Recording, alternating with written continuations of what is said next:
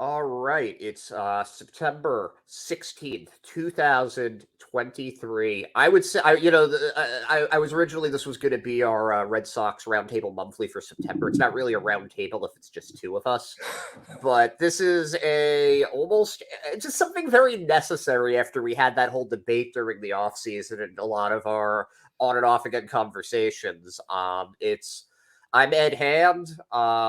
Co-host of Pesky Report, social media manager for Sox Prospects, big fan of Nomar Garcia Parra, and I'm joined by none other than one of my favorite people that I've gotten to really know over the last few years, Ryan Brady. How are you doing today, Mr. Brady? Thank you. It's a beautiful non-rainy day here in New York, which is a nice twist. We got a lot of wind, but no rain here. It's like hurricanes, but we're just getting the wind part right now. Yeah, this has just been such weird weather, and it's football season. I could really care less about football, to be honest with you. I'm just glad to be on talking with you because I feel like it's gonna be the Ed Hand interview because I have so many questions for you because I just want to pick your brain. I have Um, questions for you too, so we're gonna be able to go. We'll do a little back and forth there, but I'm Sounds always good. happy to answer your questions. Okay. I've said this before. I have learned so much from you in the last few years. We have a very different perspective on things, but it's important to take in other perspectives and kind of like maybe alter your own in a way, or at least understand where other people come from. But let's get down to what we're really here to talk about, and that's I don't know if this is a eulogy, but as you might know, I'm getting married in a couple of months, and we're just going to talk about that. Yay! No, we're not doing that. We're talking about Well, you are getting married though. I am getting married in a couple of months, but Right. we're not doing a 2 hour conversation about that. Got it. Got it. Got it. We're going to talk Red Sox. We're going to talk the firing of Chief Baseball Officer Chaim Bloom, and you know what? We're going to start with me giving you a little bit of shit, and it's not so much me giving you shit; it's explaining the shit I was giving you. Okay. Because a couple days ago, when it became kind of apparent, okay, something's up here. They haven't knocked down these rumors, something's about to happen. I made a tweet that despite what he says publicly, Ryan Brady is going to be very happy about this. It was not. I don't think it was that word to word, and I think you might have misunderstood what I was saying there. I don't think for a second that you have ever hated Chaim Bloom. No. I really don't. But I do think that you have disagreed pretty vocally with a lot of the decisions that he's made. And I think that your belief, and you can correct me if I'm wrong on this, is that Mhm. maybe for rebuilding the farm, he was the right guy. But for them going all in and getting their guys and competing, they needed somebody with more experience, somebody that is not going to be conservative when it comes to pursuing free agents, making trades, holding on to the minor leaguers. I think that it was your belief that he wasn't going to be the guy to make the jump from a 500 team to a divisional competitor.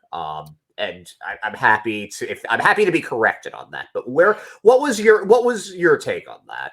So first off, when you sent the tweet, I was going to City Field actually, It sounded like and you had a blast there. I had a great time. So I was reading that, and I was enjoying some festivities prior to the game, and I was like, "What?" Yeah.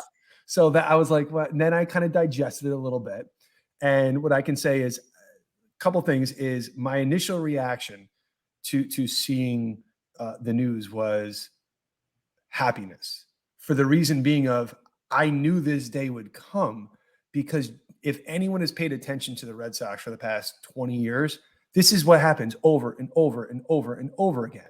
And the reaction now is going to be they're tired of losing.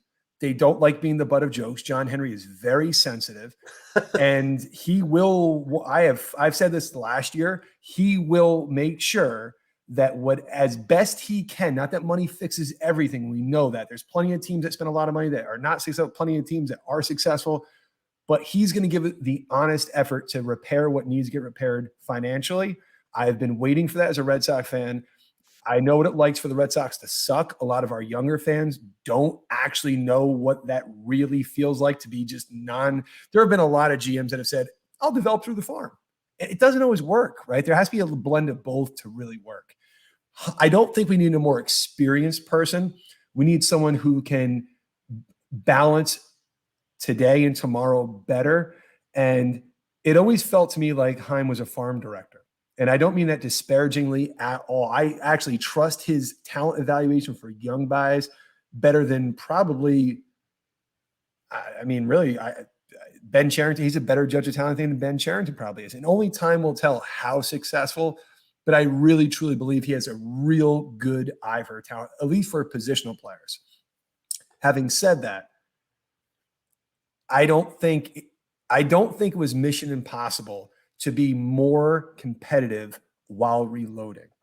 And I think that a lot of people that really are like super Chaim supporters, which I always found weird because I root for the Red Sox, not for a GM or a chief baseball officer. I think that's reasonable. And I actually think the New York Yankees, as much as I hate them, have done a really good job at being able to stay competitive. And their farm system actually yields some pretty good results while making trades. I don't think it was mission impossible. I think that Chaim's plan probably could have worked. But I think that he needed someone to push him to focus more on current. And if there's one thing, you can't take the opportunity of today for granted, because when you're close and you could get hot, the 2013 team should have never won the World Series. They weren't that good. They just got hot, like extraordinarily hot. Maybe. There was also a little bit, you could make the case that because of what happened in 2013, also there was added motivation on the team. There was like that unity because of the bombings and everything. And also that might be bullshit. It might have happened regardless. But what do you think, Ed? Let me ask a total side note. Okay. They were like not expected to be shit. To my memory, without looking at it, they were a middling team. When the bombing happened. Yeah. Do you really think that 2013 team, just by its roster construction alone, was really a team that that should have won a World Series? No, it's wild when you look at, because I remember it also felt like it was inevitable they were going to win the World Series. Like once they got rolling, yeah. Like when they went through like 3 closers or whatever it was before Koji took over, and then can you name all 3, Ed? Name all 3. Okay, hang on. Joel Hanrahan. Good. I think Andrew Bailey was there. Very good for you. And then God, who was the third one? He's the third one. Was Koji the third? Okay, wait, then who was the other one? No, so it was Hanrahan, Bailey, Koji. Koji was third on the depth chart. Okay, Koji was third. I for some reason I thought like there might have I don't know, I think Bard was gone at that point, or he would I think he was gone at that point. He was having some troubles. Wherever he was, it wasn't going well. Prior to that season, I had a job interview where my manager, who turned out being my manager because he hired me, but in the interview, he was like, "It says here you're a Red Sox fan. What do you think of the moving Daniel Bard to the rotation?" And I was like, "I don't think it's a very good idea." And he was like, "I don't either." And then the day later, I had the job. That's it. See, we can agree on things, and I'd work with you too. I'd be like, absolutely. Yeah, no. That season though, they didn't make as much of an impact at the deadline. They got Jake Peavy, who was a nice starter for them, but it wasn't like they went and traded for like Shohei Ohtani or something. But that was just a good team. It was a team that just all of the parts fell together. And that was the thing. I remember Christmas shopping that offseason when they signed Napoli, Victorino, and I'm sitting there going like, it's interesting, but like Napoli's coming off, he used to be a catcher. What the fuck's going to happen with him? Victorino's coming off a down year. Steven Drew at short, and I'm sitting there going like, I hated Drew at short. I hated that so much. But like, it was either all going to work or all going to like not be good enough, and it seemed like it wasn't working.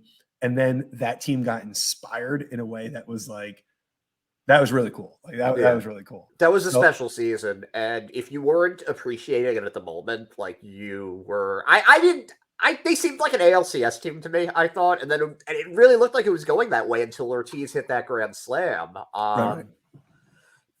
But it's funny because I remember in the back of my head, I remember thinking like Justin Turner, Adam Duvall. There are shades of that where they're bringing those veterans in, but the difference was, and this has been the issue for the Red Sox the last couple of years, that team also that 2013 team also had John Lester and for most of the season a healthy Clay Buchholz. Yep. You need anchors in your rotation. You can't just outslug everybody. And to the 2023 team's credit, they've it's not over yet. Like they're 2 more weeks. Like they're not making the playoffs though. But the bullpen this year hasn't been the problem. You can point exactly to where the problem is. It's been the starting pitching. So okay, hold on. You totally went to like I love this. So I have a question. Yeah. Okay. Let's go. Let's go. All right. So 2023, a lot of people believe, hey, this team it's a bridge year, right? It wasn't expected to truly compete. Do you believe that? Do I believe that now, or when you say what do you mean by truly compete? Do you mean make the playoffs, or do you mean compete for a World Series? Do you think that this team that the intention going into if John Henry asked Chaim Bloom very end of March, hey, we making the playoffs this year? What if you were Chaim based upon the roster construction, what would you have said? That's a good question. Yeah. Okay. I think that it was now. Do I agree with Chaim's roster construction? No, I predicted them to miss the playoffs. I thought they were going to be an 86 game game winner, and they were going to miss the playoffs. So you and I are on the same page. A lot of people think that this year was like it never going to happen here. Well, I consider it so. Yeah, I mean, I thought that it was designed to make like a wild card spot. Like, okay, definitely trying to at least be something this year in terms of at the major league level. That was not just you don't sign Justin Turner if you're just if you're just half-assing it. You don't sign Adam Duvall. You don't sign. I mean, yes, Kenley Jansen and Chris Martin are there on two. And that's my thing right there, right? That they went out and signed really good back end of the bullpen guys, really, really good. And that's a lot of their financial commitment was made between Jansen and Martin. And I would agree, money well spent. I mean, that's how you win. Martin's had the best relief pitcher season, I think, for the Red Sox since Koji. Like he has like a 3.0 B WAR, something insane like that for a reliever. Like that just doesn't happen. So I think and I think that's kind of where a lot of my kind of current Chaim criticism comes, is I think this team was constructed to be competitive for a wild card spot. I think that was the intention going in. And so a lot of reading and saying it was like a mission impossible. Bullshit. This was not mission impossible to be competitive, especially with an expanded postseason roster and with a payroll in excess of $220 million. You tell the Kansas City Royals you have $220 million to play with, and they're going to be salivating. This team had enough financial commitment, enough young talent, and enough payroll flexibility going into the offseason where you don't sign Martin and Jansen because you think you're going to fall up. It's not just about tomorrow if you sign those two guys. So therefore, that we're on the same page about that. I then look at now, you don't sign an aging back-end reliever, well, 2 actually, because it's about tomorrow. So then it was sort of about today as well, right? Yeah, I think you can say that. The only argument I would make with that is that you could potentially sign those guys to 2-year deals, and then if the team's falling apart, you can get a lot for them. And that right there, yeah, that's the point right there. I agree with that, and that has probably been my biggest Major League Baseball version of Chaim Bloom's critique. Everything had an out, right? If this guy doesn't work, it's only a 1-year deal. If this doesn't work, I can flip him, get him out of here. Generally speaking, you're not getting really good starting pitching on a 1-year deal. No, you're not getting really good starting pitching in free agency generally. And I know that's might be a controversial take, but I don't think that you are going to be able to. All of the best starters, for the most part, if they're not going to sign an extension, they're going to get traded, and somebody will give them an extension. So somebody like Jarrett Cole hitting free agency is like a freak incident. That's why he got the deal that he got. You're not wrong, but Eduardo Rodriguez would beg to disagree, right? Having a great year for the Detroit Tigers, right? This year he did. Well, how do you do that first year there? He didn't want to play baseball for a few months for whatever personal reasons he had, right? But my point is, you can definitely go out and still feel you can't field a team and spend that much on the back end of the bullpen and go into the season with a rotation that was completely, other than Bayo, and even Bayo, it's his first full season. So I can't really say he has no question marks. You went to the season with a rotation of almost all question marks. That can't happen. Question marks? No, they were all question marks. You can say that. Right. Bayo, as much as we all loved him. This was a flaw in the design. And we can say this. I mean, we can look back further for issues that Bloom had with this. I think that the case in point, the Hunter Renfroe trade, it was Hunter Renfroe for Jackie Bradley Jr. and 2 prospects. Now, I would contend that there is nothing wrong with that trade today on one, except for one major thing, and that's that they didn't bother signing a real right fielder after that. I remember, and we talked about this, I was like, they're getting Seiya Suzuki. That's what this means. They're getting Seiya. That's awesome. So you dump Renfroe, you get a couple prospects, you get your 4th outfielder in JBJ. Cool. Let's sign her. Let's get me my Seiya. And that didn't end up happening, and they went into the season with Jackie Bradley Jr. as the right fielder. That is a mixture of cutting corners, and you just had a hole. You had a hole there, and he couldn't. I'm trying to think of like the right way to articulate this, but he wasn't flexible enough in his roster building outlook, which I think was built basically. This player is worth this much. I will not go over for them. I agree. He just wasn't flexible enough for that. And I never pretended to understand more about minor leaguers than you. Not even. No, you hate the trade. Well, here's why. And now that we're looking at it like 2 years later, I can honestly say this: Alex Binelas is really not a factor in the future plans of the Boston Red Sox. Probably not. No, I wouldn't. I never write prospects out at this. You know what I'm getting at, like out of the organization. But yeah, he's still in Double-A, and he hasn't hit great. And the other kid they got, the middle infielder, right? Is not. They're not really like they're not building their future around Hamilton. No. So my question is, they took back salary in the trade. That doesn't make any sense, right? It felt to me like at the time, I remember seeing the trade and going, okay, one of these 2 prospects better be pretty good. That was number 1, right? And neither really looked like they're moving the needle. That's number 1. Number 2, we're taking money back, which means like for a team that's payroll didn't really get like stupid, that didn't really make a whole lot of sense. Because, I mean, forget the fact that we barely went over the threshold that year.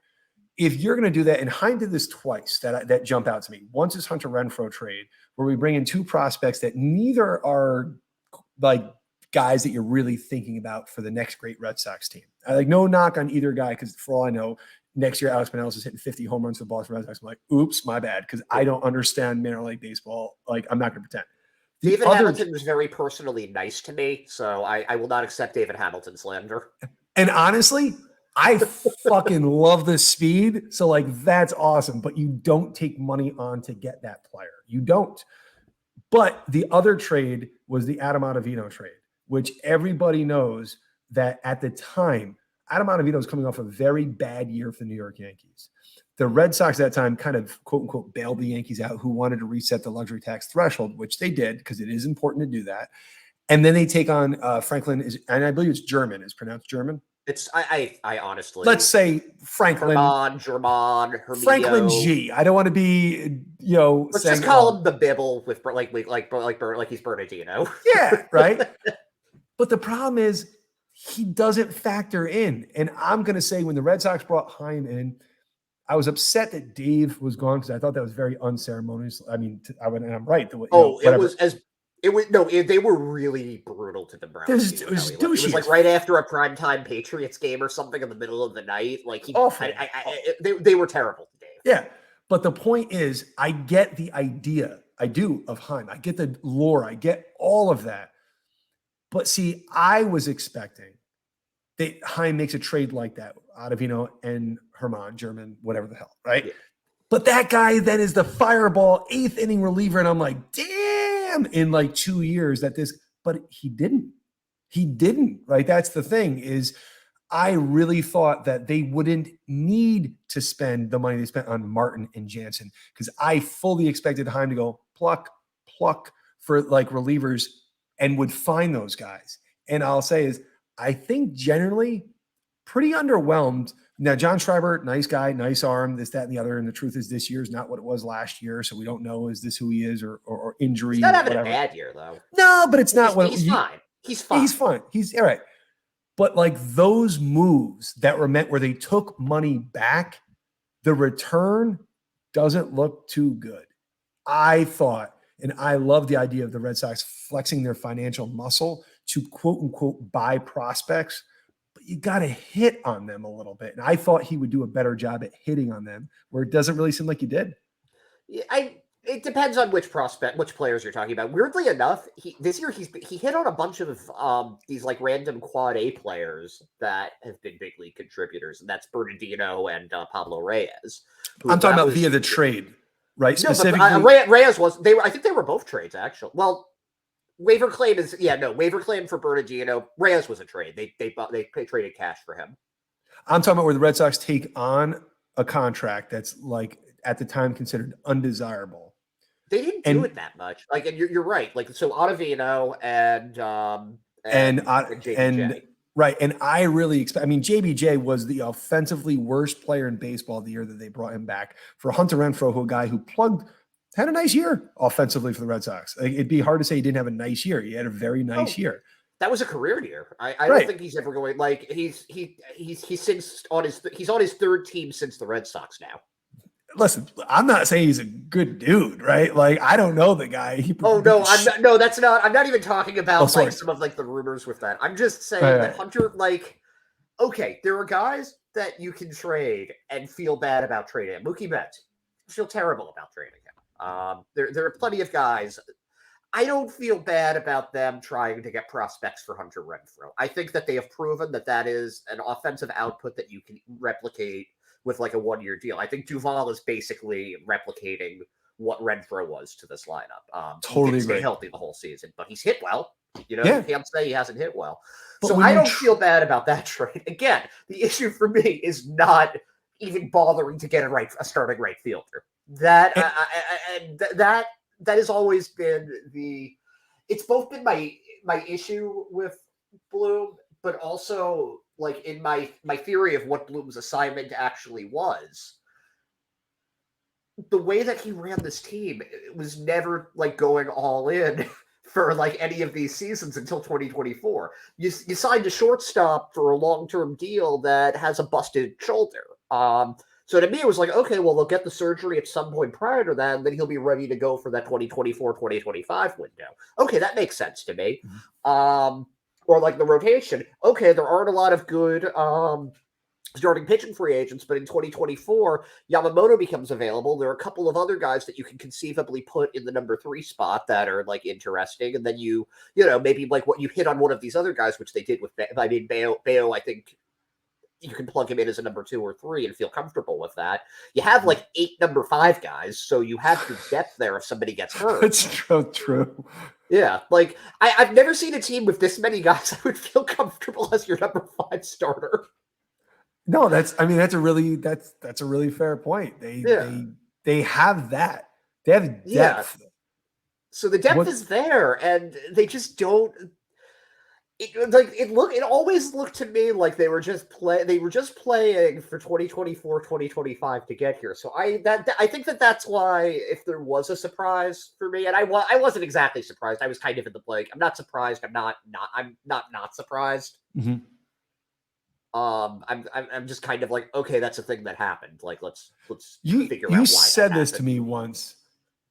I don't remember exactly when, but it was always like Chaim would come one move shy of like, yep, now you're ready to go, right? Yeah. And I think if you went back, as you said, you bring in your ship Renfroe out, and I get that. Again, I'm cool with the idea of the premise. You don't really build your team around Hunter Renfroe. Like, no. I get it.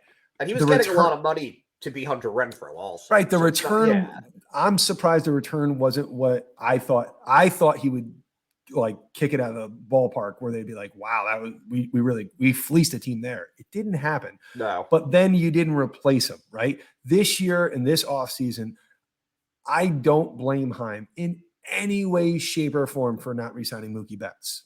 I don't at all. I never do. I think you mean Xander Bogaerts, right? No, I mean Mookie. Like before the trade, I don't think that Chaim walked in and said, first thing I want to do is I want to trade the best Red Sox player who's existed in uniform for like as long as I remember. And by the way, he seems like a gem of a human being and just like an all around, like everything you would want. I'm just going to ship him out. Like I don't blame Chaim for that. No. I don't blame Chaim for the Xander Bogaerts botching of whatever, because that's ownership level shit, right? They did it with John Lester. They did it with Nomar Garcia-Parra. It's who they are. I don't fucking get why they think the grass is greener. That's a them problem, not a Dave problem, not a Chaim problem, not a Theo problem, not a Sherrington problem. That's an ownership level problem that for real, it sucks because John Lester should have never left the Boston Red Sox. No, and that started the chain event that led to Mookie Betts not being on the Red Sox. Mookie Betts should have. Mookie Betts, I don't give a fuck. Mookie should be playing right field. And if you don't want to hear about Mookie anymore, that's a you problem. I'm pissed at ownership. That guy is fucking everything that every kid who likes baseball, every young kid should be wearing a number 50 Betts jersey. And even if you're not good, you go there to watch Mookie Betts because he's that good of a dude and that good of a baseball player. But they have a problem, right? Ownership wise. I don't put that on Chaim in any way, shape, or form. But I'm going to say this because I want to go chronological a little bit here. Okay, let's it. The return for Mookie, I would have thought, looking back now, Verdugo doesn't look to be a fixture for the long-term vision of the Red Sox, right? Whether he's here or not, I don't think that he turned into a player that they were hopeful he would become.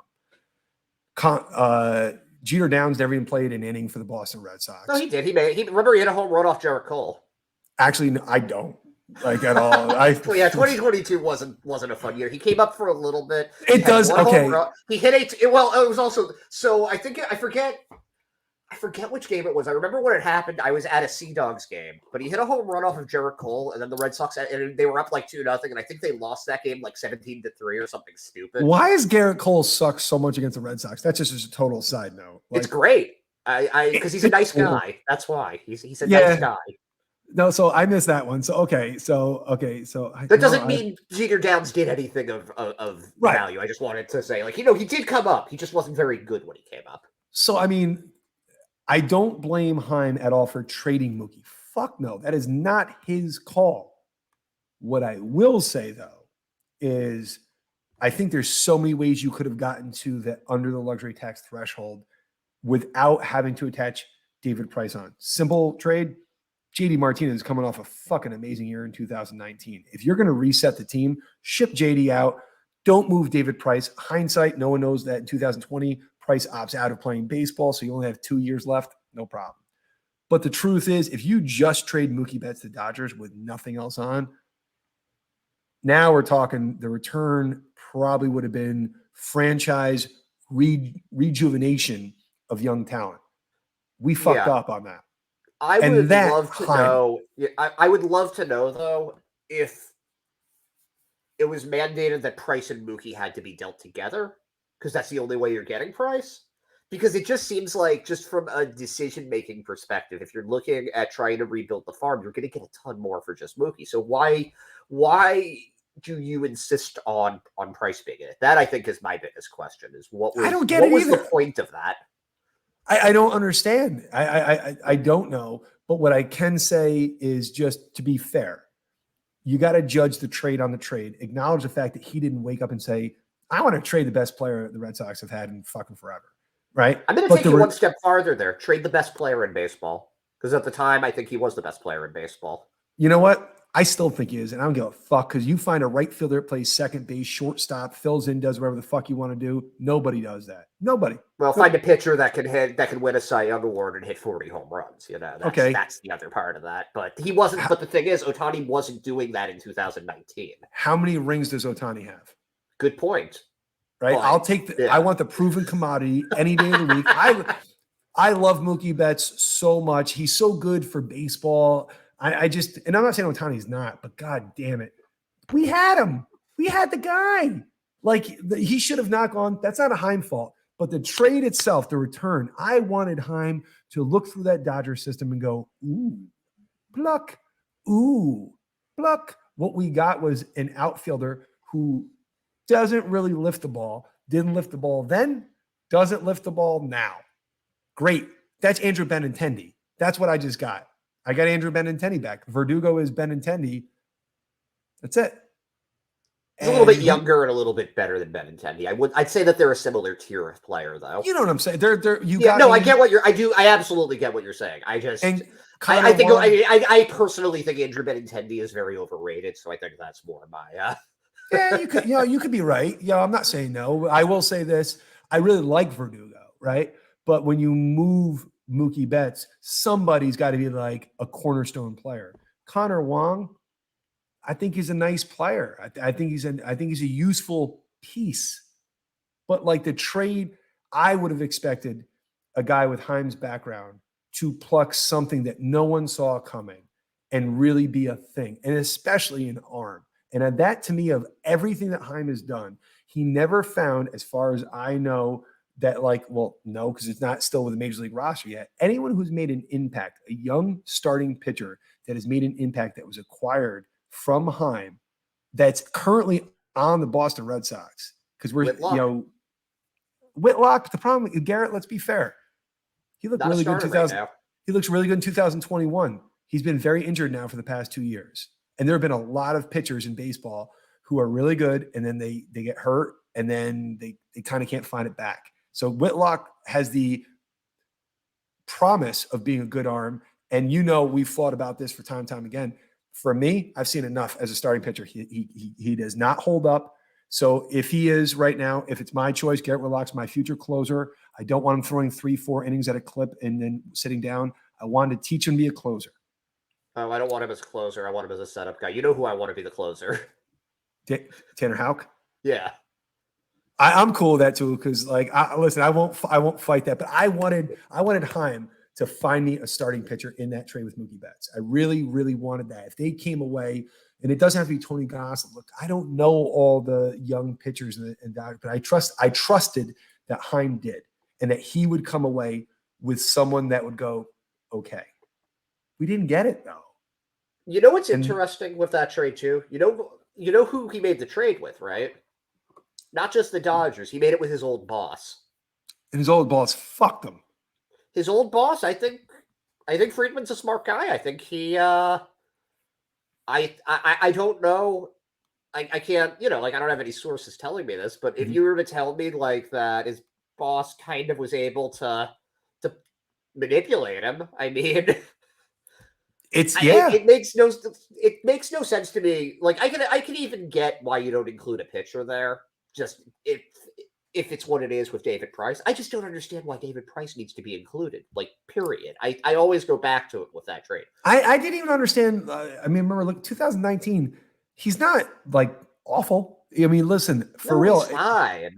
I don't know why they needed to dump him. Like, of all the people they could have dumped, he's just mid. It's fine. Yeah. David Price never really. Listen, full disclosure, I always liked David Price. I always wanted him to do very well. I don't know why. He kind of had a little he had a dick in him. He had a little bit of a dick in him. And I like starting pitchers that have that. Starting pitchers you kind of need your pitchers to have a little. They need to be dickish because it's you versus everybody else. He would have the mouthpiece, kind of in the and I like that shit. I do. I thought he battled in Boston. I love when he succeeded. I didn't really see the need for it. I'll never really know what the reason was, but I will say I think it's fair to judge a return on a return.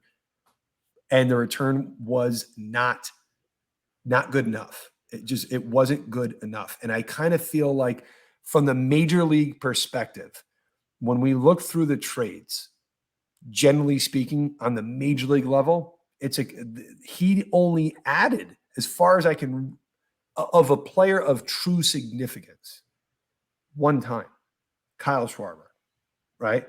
At the trade deadline? But even just generally speaking, who else did he trade for? That they traded for. Sorry, I thought that when you said add, I was like, do you mean anybody? Because there were some decent signings. No, I'm talking about signing was a bad one. Yeah, no, the signings. Some of the signings were actually, he had some interesting ones that were like, that was a good guy. Hey, that was a guy. Okay, by trade, there's one that I can think of besides. Okay, and that's Reese McGuire. You trade Jake Diekman for Reese McGuire? Come on, that's a win. Here's my problem. I'm not saying he didn't win the trade. What I'm saying is he's your backup catcher. I can't get the difference, in my opinion, between a backup catcher, between how many wins per year does a backup catcher really get you? Not many, right? No, but we saw what happened when he got hurt. We saw what a disaster that was. Connor Wong had to play like 25 straight games. We had Jorge Alfaro up here trying to block balls and just not really being able to do it. But you can sign. I wouldn't underplay Maguire that much. Listen, I'm not saying that it's like a franchise change or anything like that, but he's a useful player. I'm not saying no. What I'm saying is Schwarber was a let's make this current team better move. And I'm going to give all the credit. Nobody saw that fucking trade coming. He thought outside the box. That to me was the one trade where Chaim was like, I'm pretty fucking smart. I'm actually out thinking every other GM who's making moves. I'm not even going to get him for like 2.5 weeks, wherever the fuck it was. I gave up a prospect that doesn't move the needle in any way, shape, or form. I needed that more from Chaim. I didn't need him to spend $600 million every offseason, but I thought Chaim would win more trades. I don't think he won a lot of trades. I think that some of the problem with it was also, and this is with his trading style in general. So I do. I was talking. I did a. This is another thing I was talking about before. So I do the. I'm in like that that app, the league, and there are different real managers that you have in that, like real people. It's not like you're playing with the computer, and you have your players, and there are some managers that you just can't trade with, and that's because they will not make a trade unless they're very clearly pulling one over you, and you are in dire need, and they're going. You know it's overpriced. They know it's overpriced, but the trade needs to happen. And it felt to me, and that doesn't mean like what's hilarious is that these teams you would think nobody would trade with them. That's not true. They make trades all the time. And they usually are like more competitive teams than not. These are like guys that are legit good. Now, this is, of course, in a baseball simulation league, not in the real thing where presumably everybody like it's like the 30 best of the best. So already harder to do there. You also can't do that when your team needs holes filled. You know what I'm saying? Like if you need to go make a trade, sometimes you have to pay a little more. Sometimes you have to pay $1.20 instead of $1. You know, and it seemed to me, you know, again, and we talked about this a little bit before the show. I always thought that he was in build mode. So he's not going to make any trades that are expensive when you're in build mode because you're building. You're not giving that material up. There was a part of me that sort of thought he was going to put the Dombrowski mask on at some point. You have to become competitive. And maybe that would have happened next year. I don't know. But I think that at the deadline this year, I heard some things behind the scenes that he was just not flexible enough. He wouldn't if he decided a player was only worth this amount, he wouldn't add it up. If he decided a player wasn't tradable, he wouldn't trade them. Okay, here there was a rumor that the Red Sox. This is something that I heard. There was a move in which they were going to get a frontline pitcher. This was about a week before the deadline. I don't know which one. Mm-hmm. But there was a package built around Cedar Rafaela with a bunch of other guys. And the other team wanted them to include Roman Anthony or Marcelo Meyer instead of Cedar Rafaela. And the Red Sox wouldn't do it. They wouldn't go up from it. Now, you can look at that and say, that's fair. Rafaela's already really good. What's the problem here? But if you... I almost wonder if that was almost like a test for the front office where they wanted to see how Bloom would respond to that. And he just stuck to his guns again. And he didn't make a trade that he didn't want to make, that he didn't feel like he was the clear winner of it. And we were saying this before too, but you can't do that going into as pivotal of an offseason as 2024 is going to be. You know, you have to get your guy. And that ties it in here now, right? If I'm John Henry, well, first off, I'm really fucking wealthy, so that's awesome, right? Let's get that out of the way, right? But you're doing pretty good if you're John Henry, right. But if I'm John Henry, a lot of people that said he deserved another year. Well, I want to tackle that real quick. If Dave Dombrowski gets fired 11 months after winning a World Series, had 4 years with the Red Sox, never had a losing season, had the most successful, at least winning season that's ever existed, then no, he didn't get done dirty. I'm sorry. When this team's on pace to end up in last place, and it is, I'm at least going to be statistically 3 of the last 4 years. That's the way it shakes out. You got, if you're Dave Dombrowski, you go like this, don't bitch, dude. I win a fucking World Series and I win 3 AL East titles. And the truth really is, looking at it right now for what it actually is, if you're John Henry, if even half of these reports are real, that he can't make a trade, he thinks too long, he overthinks, he this, that, and the other, how could you trust him going into this offseason? It actually would be negligent to Red Sox fans to go like this. That's our guy. Listen, you don't owe Chaim Bloom a fucking thing. You are the employer. You're the employer. If you say, I don't think this guy has, I'm not going to say the stomach. I don't know. Just he doesn't have the conviction. Whatever the term you want is. It's not his style. It's just not. Right. You can't make a leopard change at spots. Correct. So if you say back to that, we need a starting pitcher. Now I'm saying it right now. I don't give a fuck who says what. Yamamoto or bust. Okay. And I remember when Theo Epstein went in, Daisuke Matsuzaka at that time was Daisuke or bust. Theo didn't try to get him. There was no attempt. I didn't hear, well, he really want to be closer on the West Coast. Well, fuck that shit. Theo got him. When you're a big market team, and right now you're looking at it objectively, you're going, the Mets are realizing we can't just spend money to solve all of our problems. So I think they're going to be a little different this offseason. The New York Yankees just spent the money on Rodon. They shot their load on starting pitching. The Boston Red Sox have a lot of money, and they have a clear fucking need for a young front of the rotation arm. I don't really trust Chaim to seal that fucking deal. And if you do, it's based upon hope and prayer, but not upon past precedents.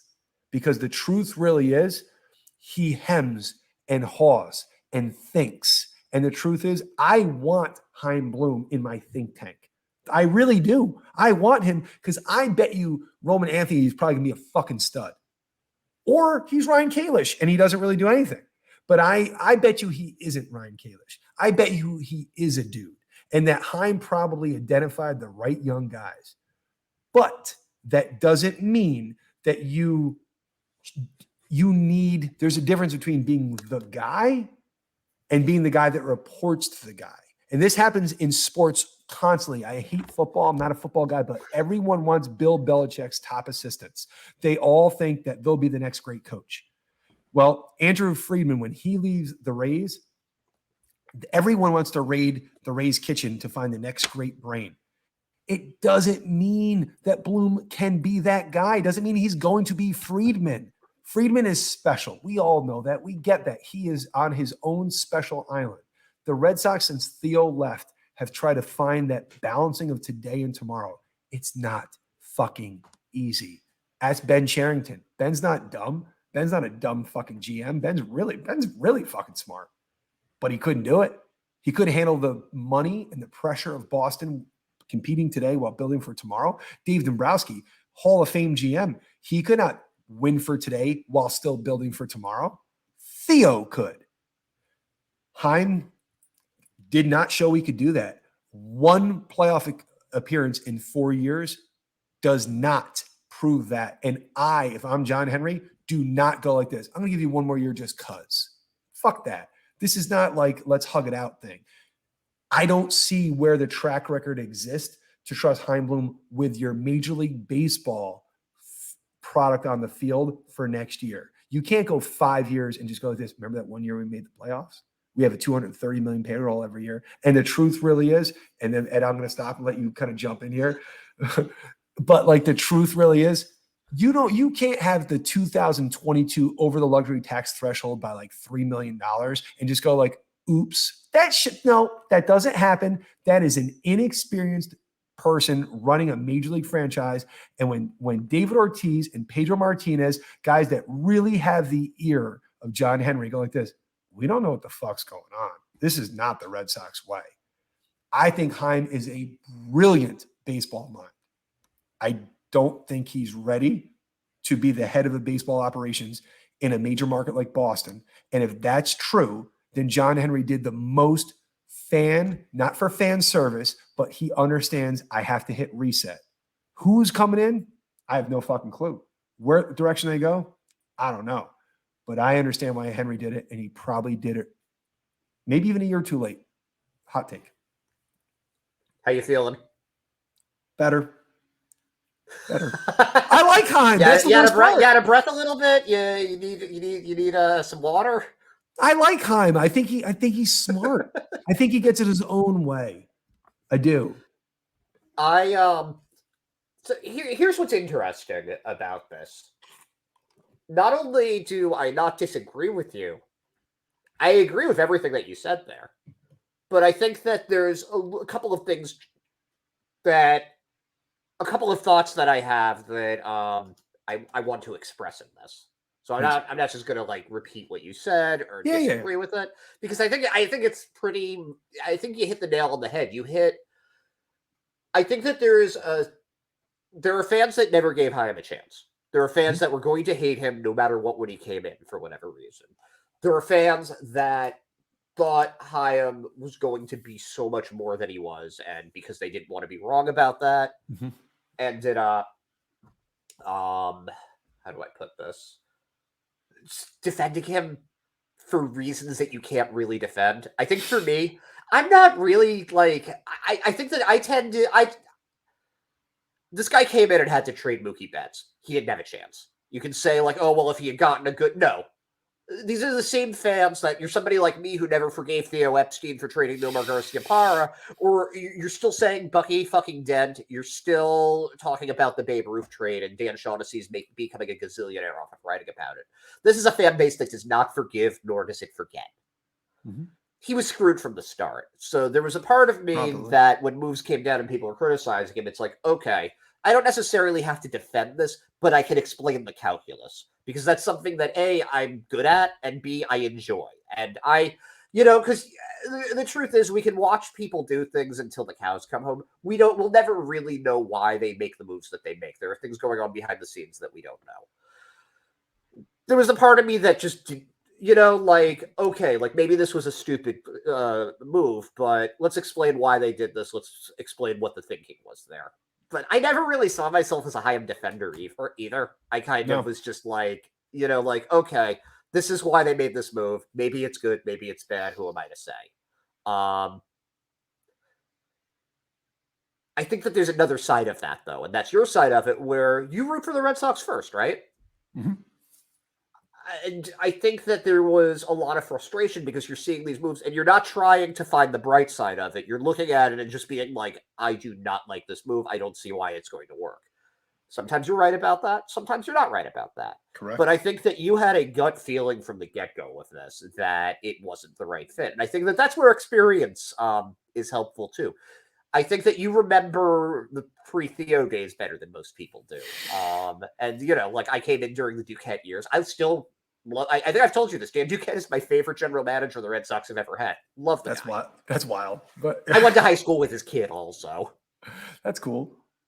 And also most of that 2004 team was Dan Duquette. That's the other thing. Agreed. Yeah.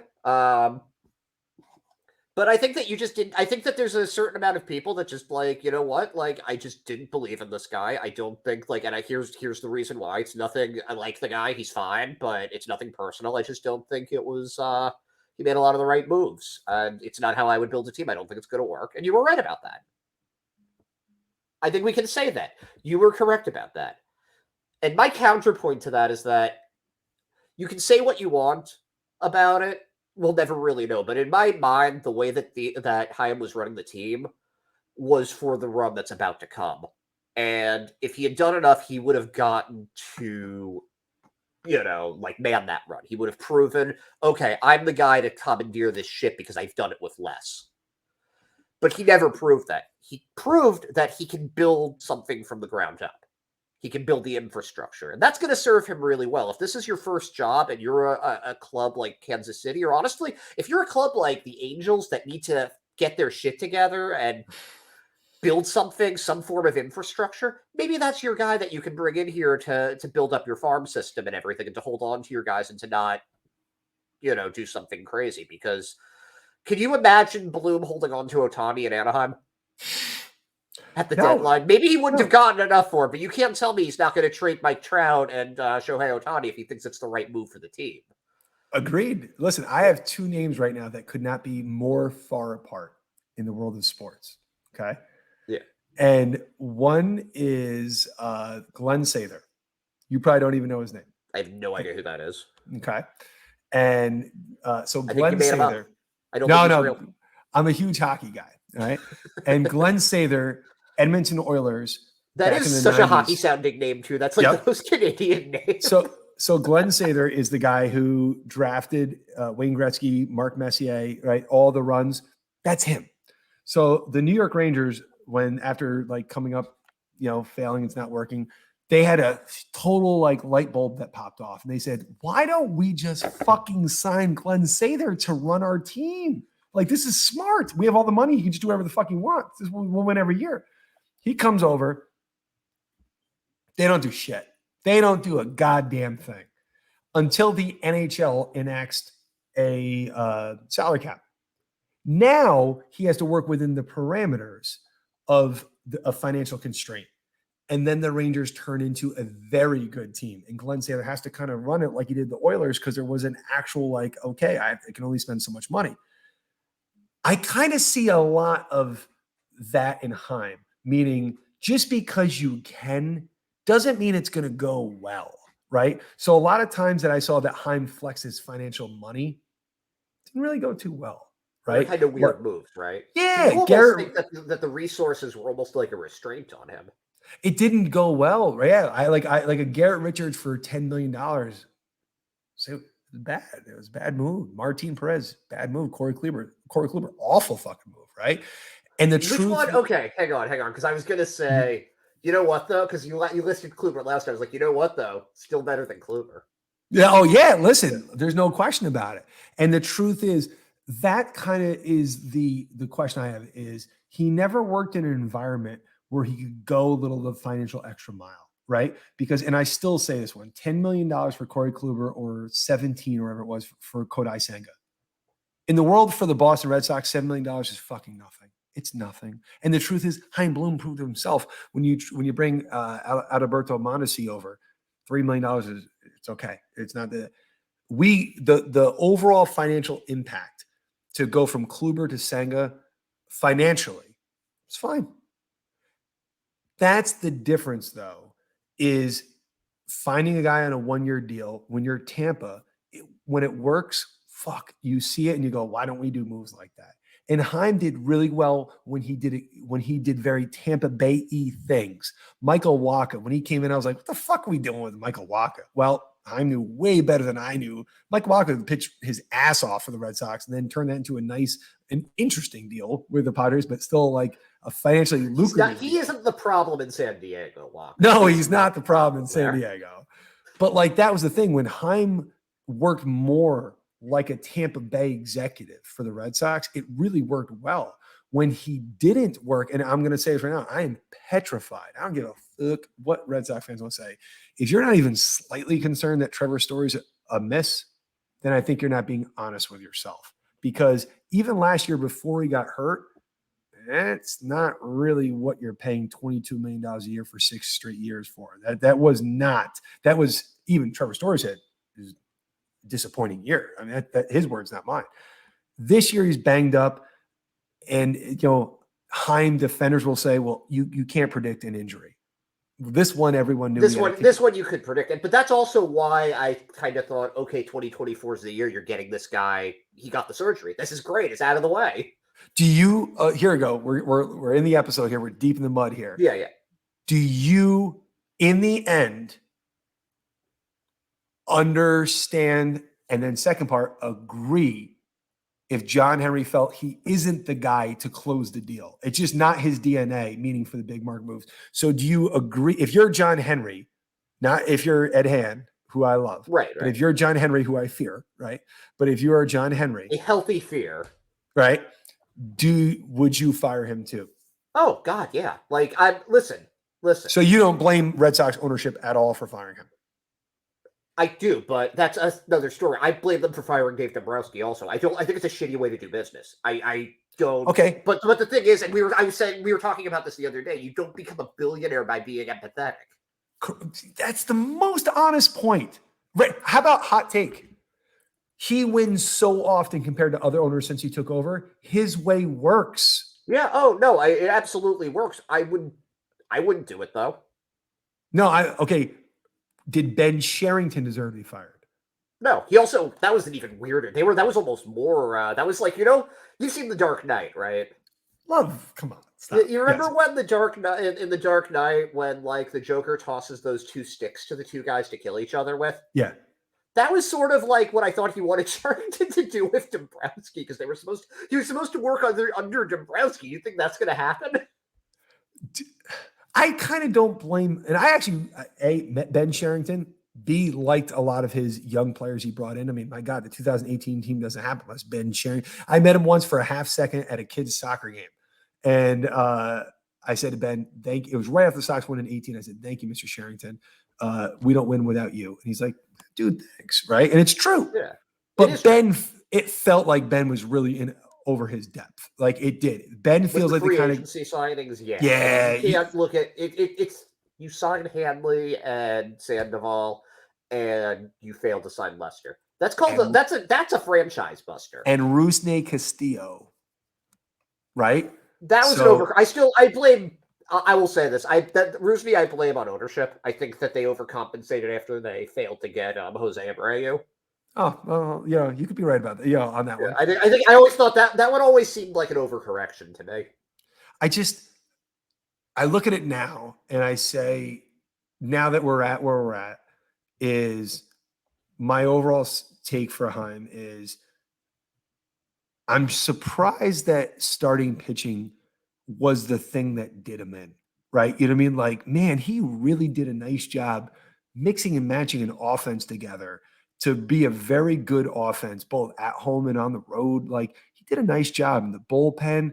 It wasn't so great in 21, and that kind of cost him, but like, there's Hansel Robles, man, that ended up. Hansel Robles will never get the credit that he deserves for being such a key part of that 2021 team. I loved posting that, the little meme from the So Hot Right Now. Yeah, I couldn't get enough of that, and I love that, right?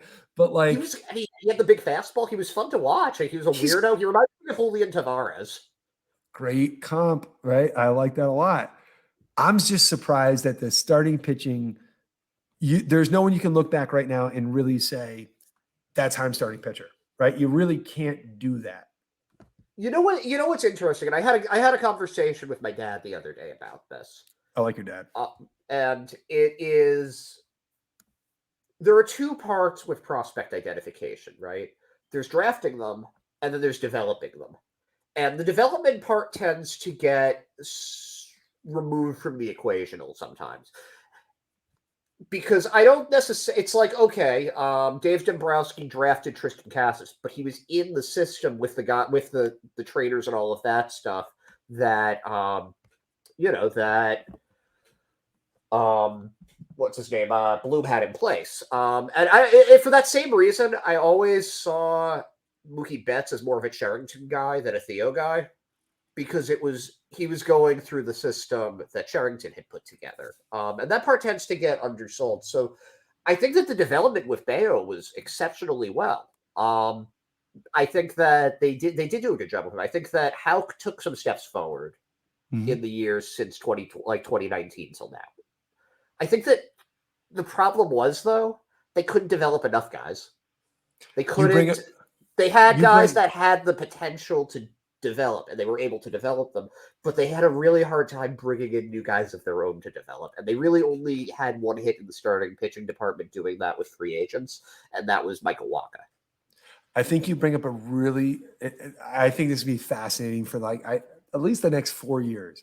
I don't even know if you realize that you brought up the next great argument of Red Sox fans for years to come, right? Because it's really weird. If you draft a guy, sign him international free, whatever it is, right? You bring him into the organization and you're the guy and you stamped on it.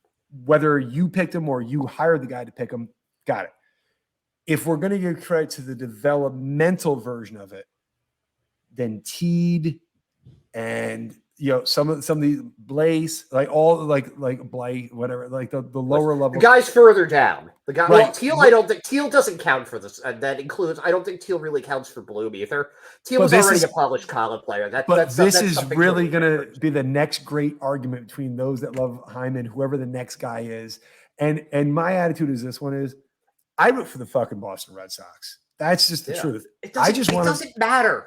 I It don't give a doesn't matter shit. who developed them. It literally doesn't matter. Like, you know what? You know how I knew, and we argued about this earlier in the year. You know how I knew Cassis was going to be special? How's that? Because Dave drafted him. And then when they needed to make a trade for something with the highest payroll in baseball, he didn't trade him. Nope. I think that the thing that gets most underrated about Dave Dombrowski is his eye for talent. Maybe not around the margins. He kind of sucks around the margins. Let's be honest here. But for elite Not wrong. talent, I'm not sure there's a better identifier than Dave Dombrowski in the last 30 years. And so him knowing that Cassis was special was kind of like okay, and you know what, you can give Bloom that credit too because they stuck with him when people were begging to send him back to AAA. Devers too, by the way. Yeah.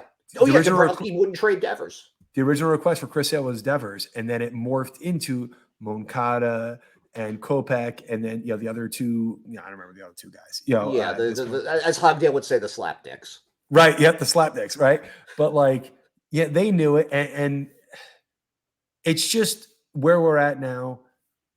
I know the next great Red Sox team is not far off. I know that, and I know that the fingerprints will be all over of Chaim Bloom. There's no question, but that doesn't mean he was ready to take the team to the next level. And there's no knock on that at all. And it's the difference. Sorry, it's the difference between being able to build a farm and being able to handle the business portion of it. And they're two very different things. And it's all, it's kind of like somebody asked me what kind of person is going to want to be the general manager of the Boston Red Sox now after, which first of all, I don't know, they need a job, don't they? But second of all, it's the same kind of person that's going to want to run for president.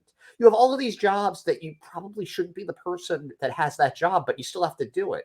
I don't understand why it's one overseeing position. Why not just have one guy that does the farm stuff and one guy that does the trades and one guy that does the free agency? And you have that overarching plan for what you're going to try to do with the team. But farm development is so different than those other things. It really is. You can be the best drafter in the world and have absolutely no idea how to sign players. And that seems kind of like what Bloom's issue was. I think Bloom, and this is again where I'm going to get. I don't like being negative, so I'm going to give him credit. I think he drafted as well as any executive we've seen here. Since Theo, at least. I think he was a much better drafter than Dombrowski. I think he was a better drafter than Charrington. And some of that is just having better picks, but they only got a top 10 pick once, the Mayor pick. Roman Anthony was a third rounder or a supplemental round. So all these other guys had opportunities to get him. Teal, yeah, you can say it's obvious that he fell to him, but 13 other general managers didn't take him. The only thing I'll say with that is we're not really going to know the real for 3 years. That's it. Yeah. Because just because you look great now doesn't really mean shit. You got to come up and you got to do it. And then the league's going to adjust to you. And then can you stay right there? We won't know right now. Chaim Bloom, in my opinion, those that really love Chaim love the idea of what Chaim could represent for the future, but we don't really know. I still think he's fucking brilliant. I just think, at least for the Boston Red Sox, he should have been the GM, assistant GM. I don't want to go down and say farm director, but he had to work with someone else. This could have really worked. And we've joked around before. Dave Dombrowski is the chief baseball operator, and Chaim Bloom is your GM. Holy shit, right? Find me the guys, develop. Dave's not trading away a super talented young player. No, I think he didn't trade Cassis, didn't trade Devers. Right. So he knows, right. He knows what not to trade. He just may not find it as well. Go find it, I'll work on the contracts because I know when you're the Red Sox, it's okay to go that extra year, that extra $2-3 million. It's okay because it doesn't matter. We make too much money, so it's okay. Now we're in a spot now where I definitely want nothing but the best for Chaim Bloom. I'm sure he's going to be out of baseball for a year because that's what happens to everybody. Even David Dombrowski himself took a year until he moved to the next spot. I think he will be better off for it because now he's kind of, I've learned. You made a comparison. You have known it as long as I have known you, actually, about Bloom, and it was to a very beloved Red Sox figure. That's Terry Francona. Yep. Now, can you tell everybody what you have said about this to me? Yeah, a lot of people who are newer Red Sox fans don't realize that Terry Francona was if you say his name in Philadelphia, they hate Francona. Francona was viewed as one of the worst managers ever at his first job with the Philadelphia Phillies. It's the mistakes that he made and that he learned from in Philadelphia that he was able to take it. When the Red Sox hired Francona in Boston, it was not a sexy choice. And anyway, although John Madden was the number 2, but that's beside the point, right? That was interesting. That Theo was so right on both. Oh God, I love Theo, right? Justice for Grady Little. Oh, right. So knowing the fact that sometimes guys don't really hit the ground running on the first job. Not everyone can go ahead and just soar. Some take a little while, take their lumps, learn from it. And some Let me ask you real quick. What was your first job, Brady? My first job ever, real job or like ever? First real job. I don't mean like working at a pizza shop or something like that. What was your first real job? My first real job, I was a teacher. I'll say I got hired straight out of college and I walked in and I had no clue. I got hired as a kindergarten teacher and I had no clue what to do. And it was everyone that was around me that was like, I got you, right? Let me show you what's what. And they showed me along the way. But over time, you do learn, this is better. That doesn't work. Maybe I should have done that. Maybe I shouldn't do this. And if I've learned anything as being a teacher for a while, which is there's a principal and there's assistant principals, right? And assistant principals do a lot of the day-to-day operation of things, but principals have their name plastered on the school, right? It's their building, it's their whatever. Not everyone's cut out to really be that where the buck stops with me. And I'm not saying that Chaim can't, but man, he got a high-profile gig right away. And I always said this to you as well. Maybe if Tony, and I'm not saying it had to be Tony, but a guy like Tony La Russa stayed with the Red Sox to help guide Chaim a little bit through the moves, because I know like he still had some, no knock on Eddie Romero or no, but I'm talking about someone that was the guy. And I think that would have really helped. I think that having an experienced advisor there for you is invaluable, someone that you trust. And in Tampa Bay, they don't really have that. They develop their own. And I think for the Boston Red Sox, it's a different animal. So I really want to see Chaim succeed and do well. And I'm sure, if he takes over the, I don't know, maybe in a couple of years, he takes over the Cincinnati Reds, right? Whatever, Kansas City Royals. He's probably going to do really fucking well because you can be more patient there. Mistakes are okay, whatever. But for the Boston Red Sox, I'm not surprised Sherrington failed.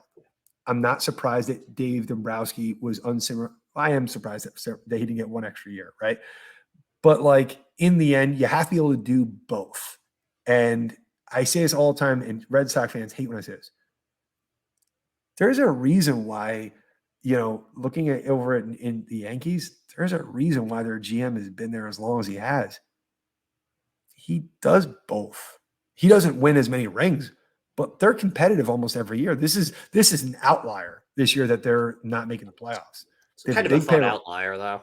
It's a great outlier. I love it. I also think that it's an outlier, and I just want to mention this. That kind of points to the way that the game has changed since like the height of Red Sox Yankees. You can't just throw money at everybody. You can't just get all the free agents that you need. It's much harder to do now, and teams are figuring that out. And I think that you're seeing more of like the Braves method, where you develop a lot of your own, and once you've developed enough, you trade for the rest. I'm glad you brought that up because I think that now takes us to our. Now we're current, right? So yeah, what they're going to need, right? Where they're going to go, what they need. I did want to say, we brought it up before. Bless you. I had a bad feeling that things were really going to change recently at the end. Chaim had a quote about something about the coaches on field. He was a little critical about we have to clean it up. We have to do a little better about the on-field coaching. And Cora made reference to, about a month ago, the roster is the roster, right? When those two guys, I think at that point there was I need more, and the other one, which is you need to do better. And they could both be right, at the same time. But clearly Cora has the ear of the ownership. And I think that ultimately won out, which is we need better players today to be competitive. I think that they trust Cora more. That's for sure. I mean, Cora. I do too. Cora, look at what Cora did the first half of the season with this team. Like, look at there were periods disappointing to get there. There were periods where this team looked really well, and he handled that roster, what he had, better than anybody would have. Yep. Like the guy, and also he's not how they depicted Art Howe in Moneyball. Like, it's not like the guy doesn't use sabermetrics. It's not like he doesn't understand like all of these other things. But he played, and he's done. He understands based like the team construction factor of it, just with what he's done with Puerto Rico. Cora, I don't want him to be I don't want them to do the Brad Stevens thing everybody's suggesting, where he's like the GM and the manager, or even just the GM. I like him where he is. But he understands a lot. He is much more of a baseball junkie than I think people give him credit. Cora wasn't the reason this team fell apart. What happens now? What do you want? What do you fear? What do you think happens now? So that's these are good questions. What do I want? The same thing I wanted. Nothing has changed as far as what I want. I want them to get to frontline starters.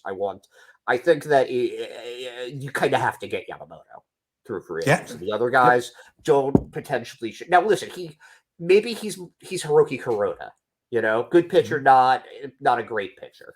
Maybe he's like worst case scenario, he's Keiagawa. I don't know if you remember that one at all.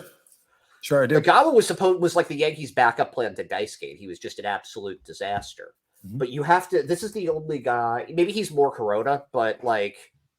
You have to get him because he's also potentially I'm trying to think of like who is like maybe not. It's not fair to give somebody Jarrett Cole expectations, but this is a top tier guy.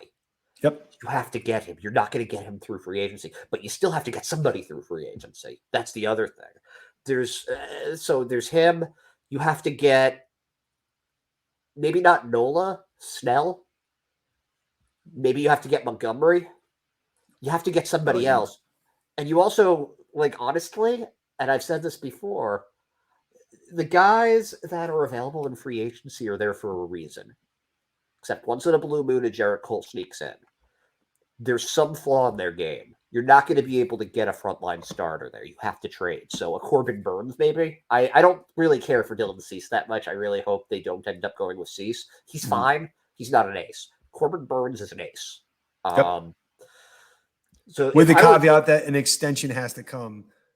Yeah, you can't. That's the thing. That goes into what I fear. I don't want to see an overcorrection where they empty out the farm system of just. I don't think they will help the team. I don't think they will. I don't either. I don't think that, and I don't. I mean, I saw Bradford argue that the farm system was gutted. No, you could trade. You could afford to trade for Cashner, and that was it. In 2019, they were kind of screwed. I just don't want to see them. I don't want to see them dump like Roman Anthony and Marcelo Meyer and Cedar Rafaela, and you get two pitchers in their 30s or something like that. Do you think that ultimately, truth serum I inject into you right now, could Chaim seal the deal with Yamamoto? Would he outbid? Would he go balls to the wall and close the deal? Because everyone knows what you just said is true. 25 years old, big arm.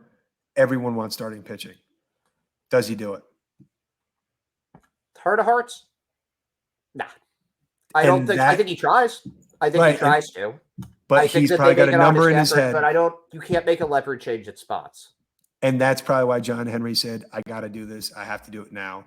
Because whether it's, again, we both agree, it's time to go out and flex your financial muscles. So if we do that, and that's the idea, because I think our offseason plan is lockstep. If anything, I actually don't want to trade for a Corbin Burns, right? I want to keep the plan in place. I want to flex my financial might. If you told me they signed Yamamoto and Aaron Nola, I'd be like, let's go, right? Like I'm actually comfortable with that, very comfortable. My question is right now, who is the guy that draws you in? You say like, okay, yep, like I think that guy could do it here in Boston. And who's the one that you fear? So you might disagree with me on this one. The guy that I fear the most of those is Aaron Nola. Oh no, I meant executive. Oh, executive? Oh, Yeah. sorry. Who do I don't know. But I don't disagree about Nola. I don't know the executives that well. That's like honestly, like I don't watch baseball to watch I don't have I never bought a jersey of Dan Duquette or something like that. Like I'm not watching it for the executives. I don't actually care that much. Brian Sabian terrifies me. Is he the guy from the Giants? Yes. Okay, because the name Sabian sounds familiar. I didn't know he was a Brian. I would have assumed he was like a Scott or something like that. No, he's actually working with the Yankees now. What terrifies you about him? He's not a developer. He's a let's trade everybody away. He's Dave Dombrowski minus where I love. Dave knows I don't trade Cassis. I don't trade Devers, right? He does have a line in the sand where he goes, I don't do that, right? Sabian throws money at problems, and he doesn't have he does have the winning pedigree of Dave Dombrowski as well. He has a lot of championships, but I want to make sure that the Red Sox don't course correct so much that we undo what we've just done, because I don't think that's a good thing to do either. I'd like a blend of the two. And when you see like a guy like Chris, is it Antonetti? Guardians? Yeah, Antonetti. Boy, is that not exciting to see a guy that's been successful in Cleveland, has done it for a lot longer, wrapped up a big extension with Jose Ramirez and was able to do that in confines. You look at a guy like him. I hate to say it, but if the Red Sox wanted, this is like a most controversial take of all time, but Jeff Lunau, it's hard to say that he's not a successful head of baseball operations with the Astros. What about Click? Not a lot of time there. It scares me. Why fired after 1 year of winning a World Series? That doesn't happen none too often. And the Astro ownership is pretty successful owners. I know they butted heads about things, so I don't know a lot about him, but that would make me nervous.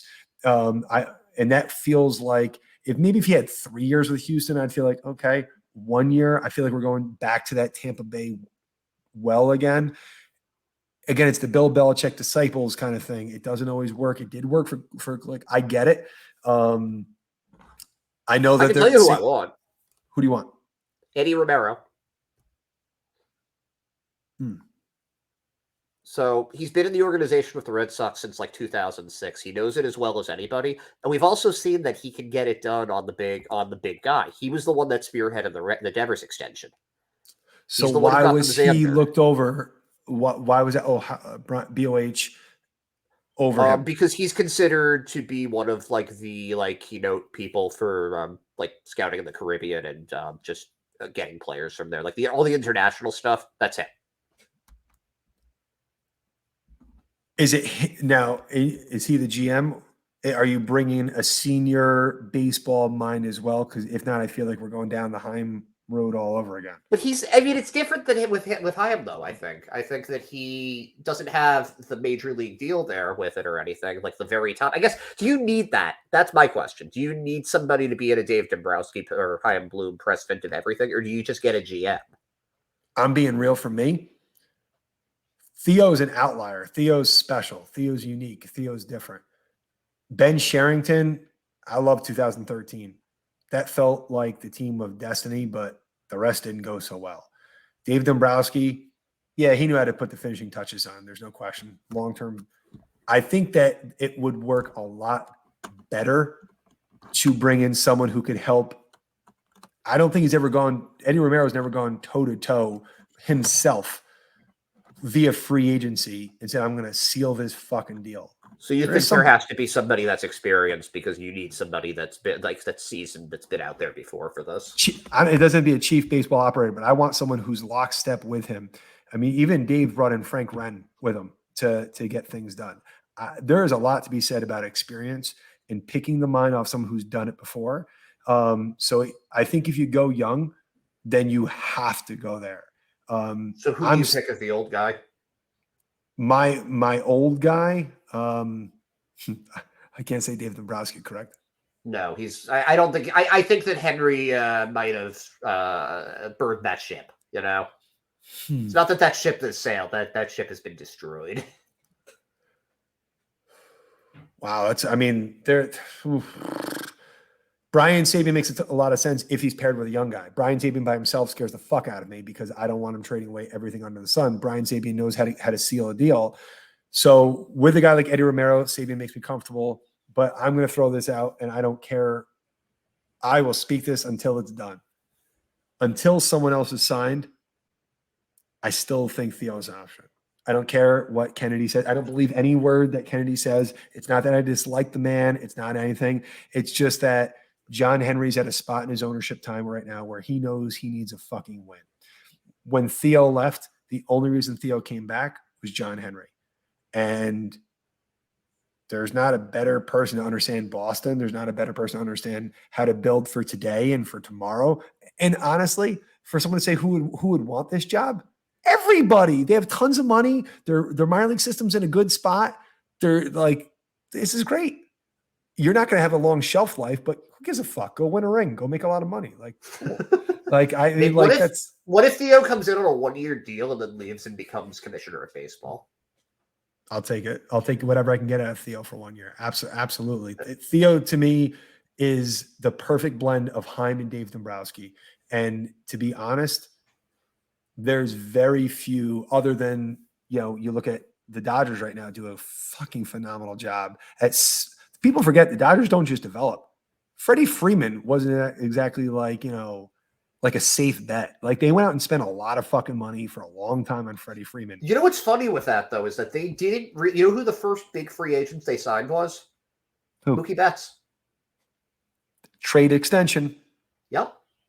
That was the first guy that they really gave a big extension to, though. The other guys, and it's not like they keep all their guys either. It's Corey Seager's gone now. Corey Seager, you look at Seager, Trey Turner, Max Scherzer. I mean, it's like the names that they brought in versus who they've allowed to leave. I really want them to bring Justin Turner back to finish his career there. Just like after watching him in Boston and everything, like that fan base loves him. And that's like he's a special player, Justin Turner. I want him to finish his career there. And I'm gonna give you a lot of credit, like Chaim on that one, dude. I fucking totally missed the boat in terms of I didn't think he had enough pop in the bat. I thought he was a good guy, good fit. Provided if Jose Abreu was my first baseman, and then Turner was my utility first, third DH kind of thing, cool. Chaim knows talent. You know what I mean? Like Chaim knows it. I just need someone who can bring the pitching now and. I want to see what happens. I'd love Turner staying in Boston for selfish reasons, but I don't know if they're a World Series team next year, no matter what. You know what I mean? Like I still think that development needs to happen. Garrett Whitlock and Tanner Houck, ideally in the bullpen.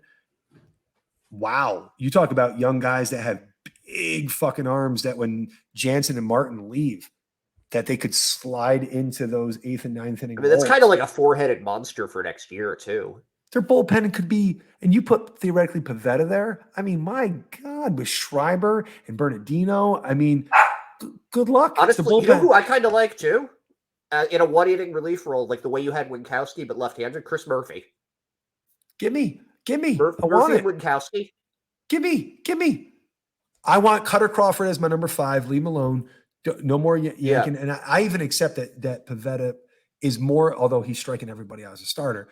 Give me Pavetta in that bulk role. Give me Cutter Crawford because he's more the future as the number 5. We got Brian Bayo, and let's go. Let's go. But I'm not going to say no to Eddie Romero because I don't know enough about baseball to say it. I just can say it feels like I'm going to that unproven well again. And what's worked well is we get a young guy, we bring in a proven guy. We bring like a young guy, bring in a proven guy.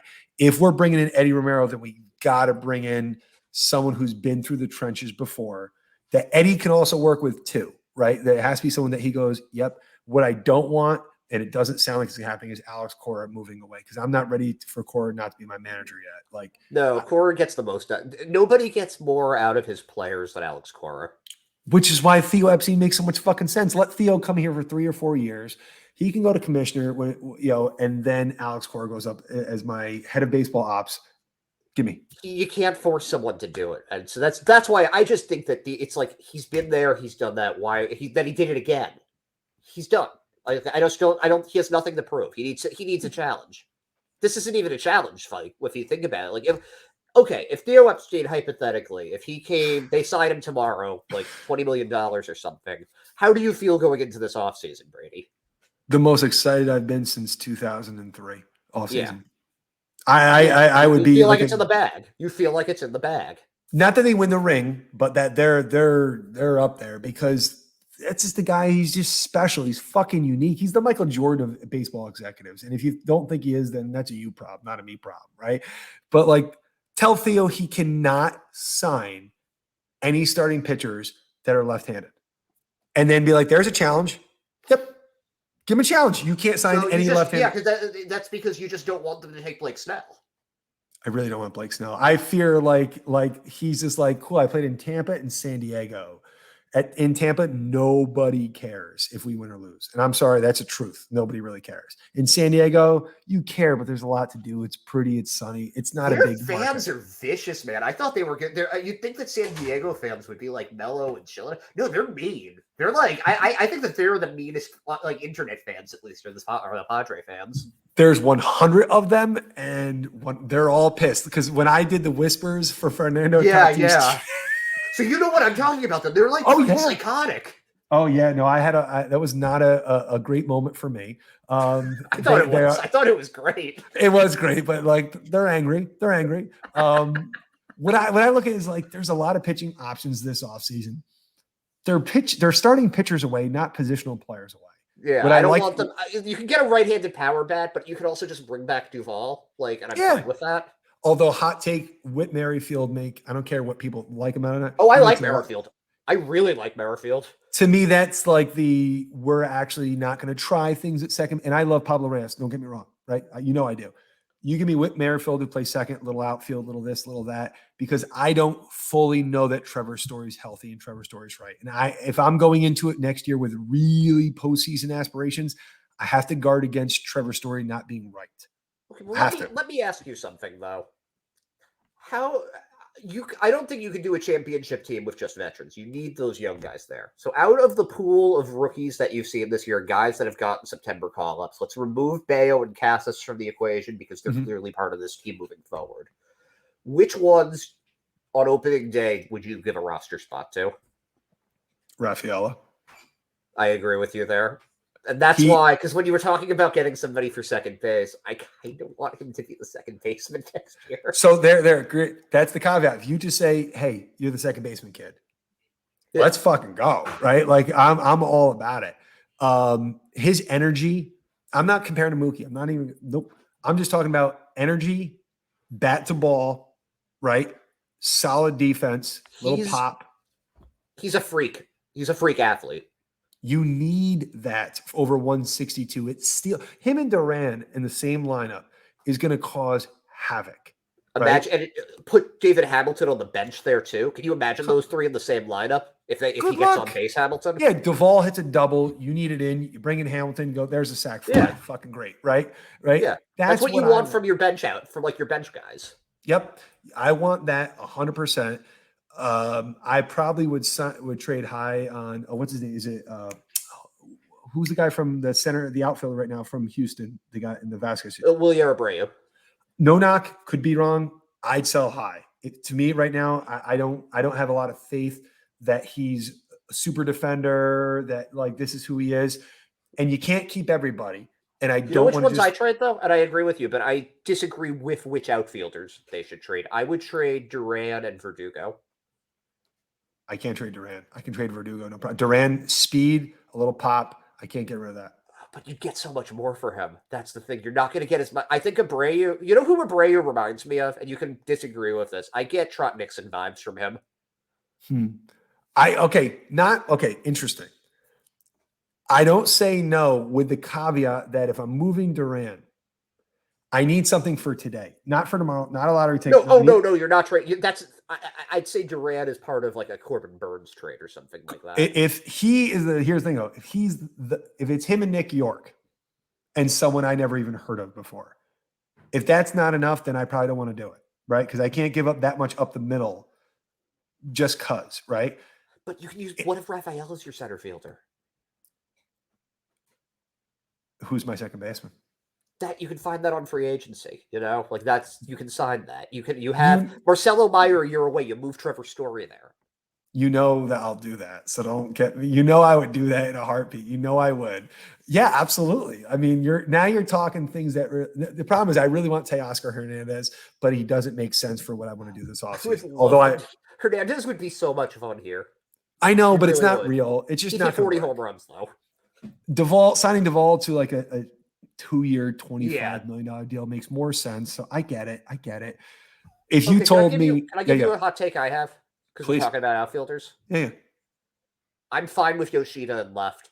He doesn't have to DH it for me. I don't give a shit. Like, first of all, we had Manny Ramirez here and he was fine.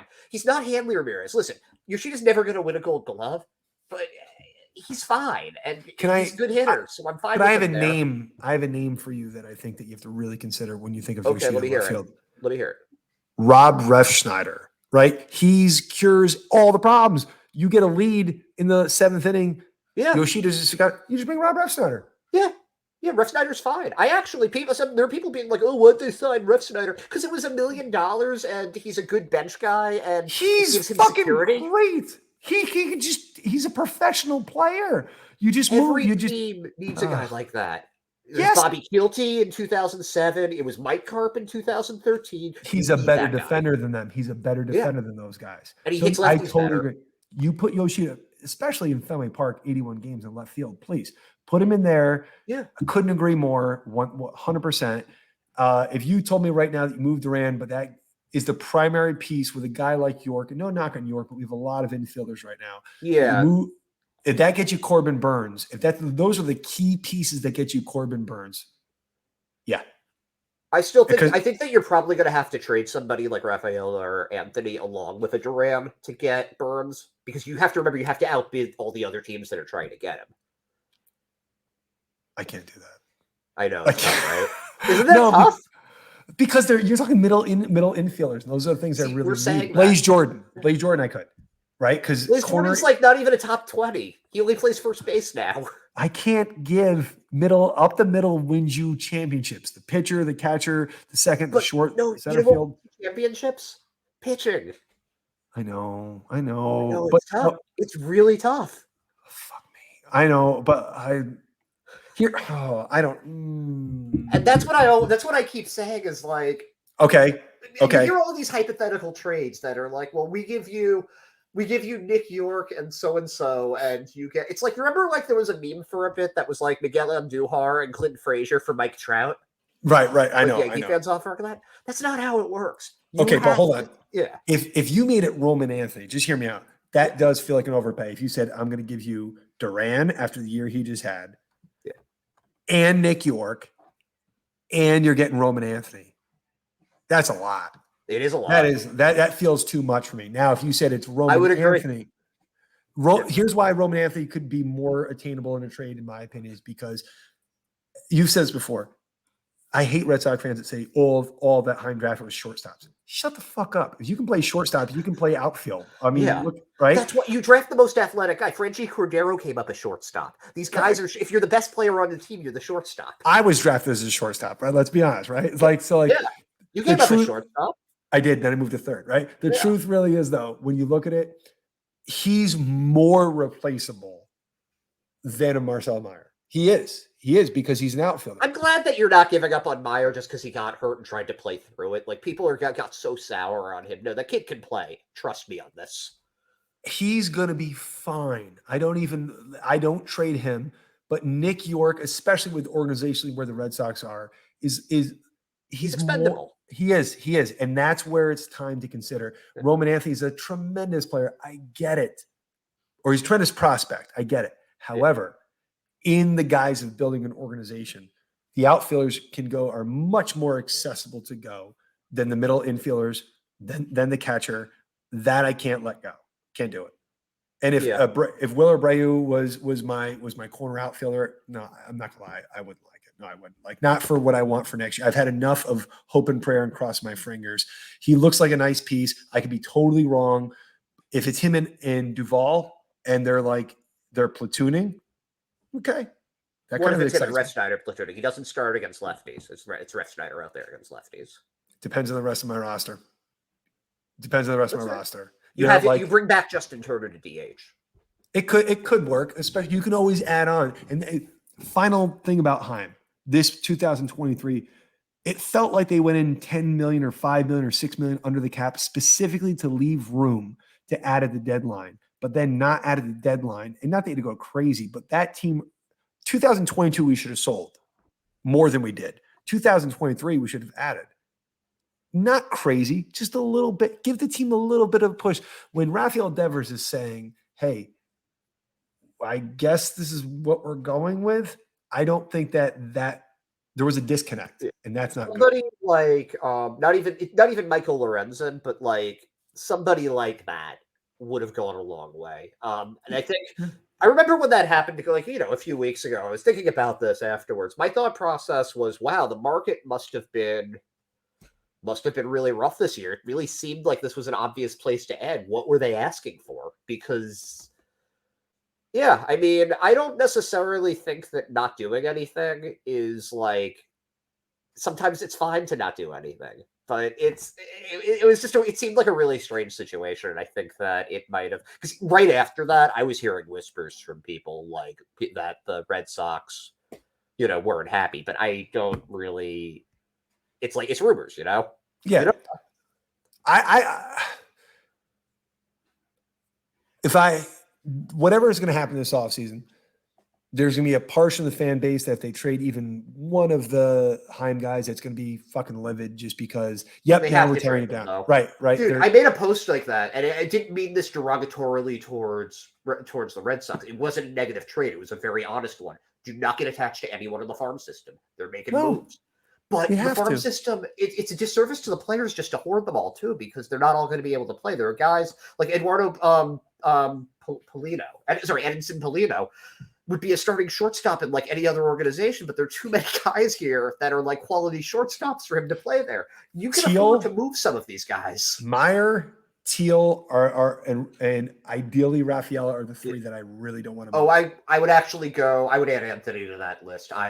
If Roman Anthony got you Corbin Burns.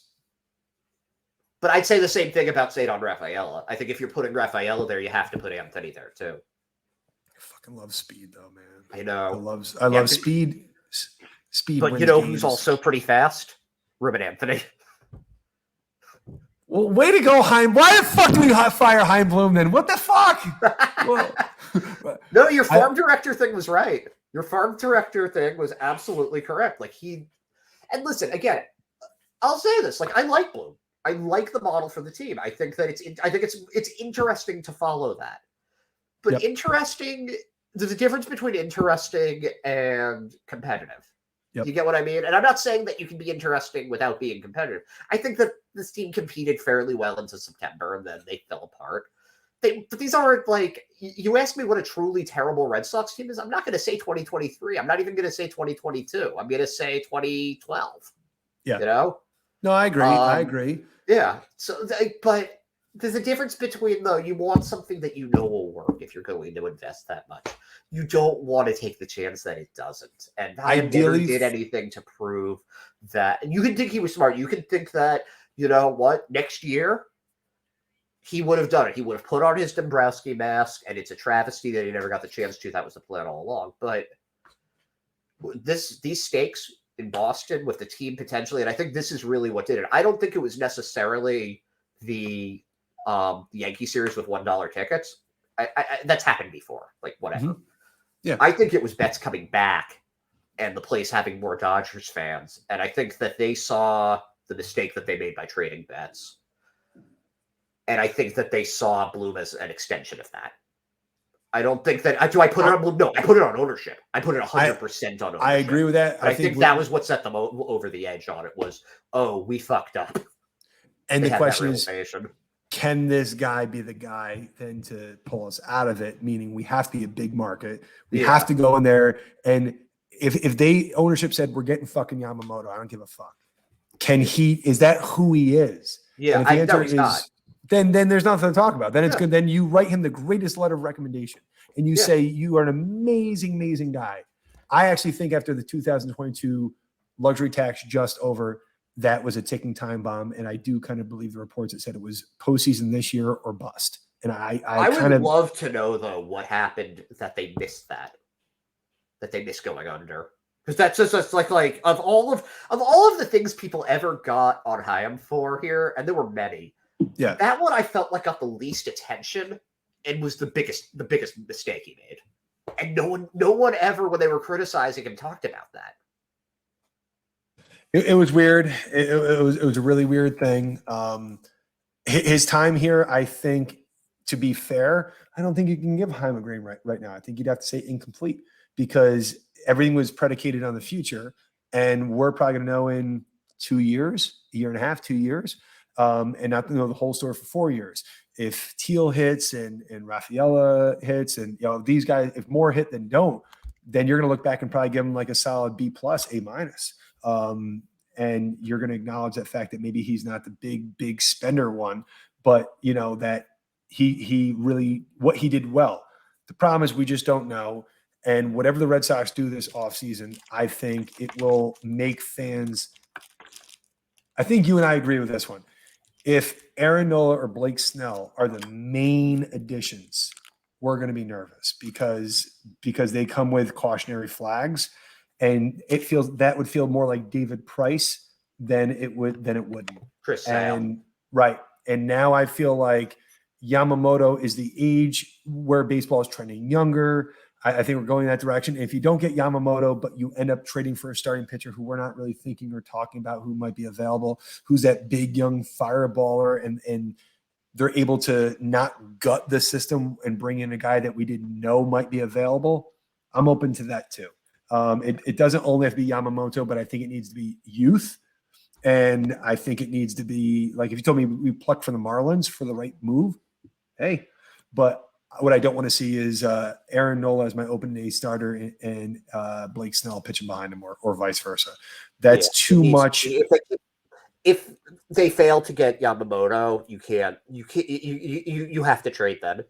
Yeah. And that's why it's so important that they sign him. Yep. And honestly, I can't lie. I know you don't love him, but Erod back. I don't hate Erod. I'd be fine with him coming back as the number 3 guy. He's just not a number 1 guy. No. If you told me you had Yamamoto or whoever you trade for Bayo, Erod, I can get behind that. I can fine. sit there. I like Erod. Yeah. I don't have any issue with him. A guy that succeeded in Boston means something to me. It does. Yeah. He was great in 2021. I actually want to answer one question. You said Eddie Romero, and who would be I think Ed Hand would be my add. I'd pick Ryan Brady. I would actually just go Ed Hand, Brian Brady, and then we have Hogdale as our guy that's taking care of things behind the scenes. I love it. I think we nailed it. That's what he's doing right now. Yep. Listen, we covered everything. I think this shows that we agree on more than we disagree on, and what we disagree on we even understand. Yeah. And we teach the world, you and I. Yeah. Anyway, this is a lot of fun, and this is great. Thank you all for watching, and we'll be back with you soon. Go Sox.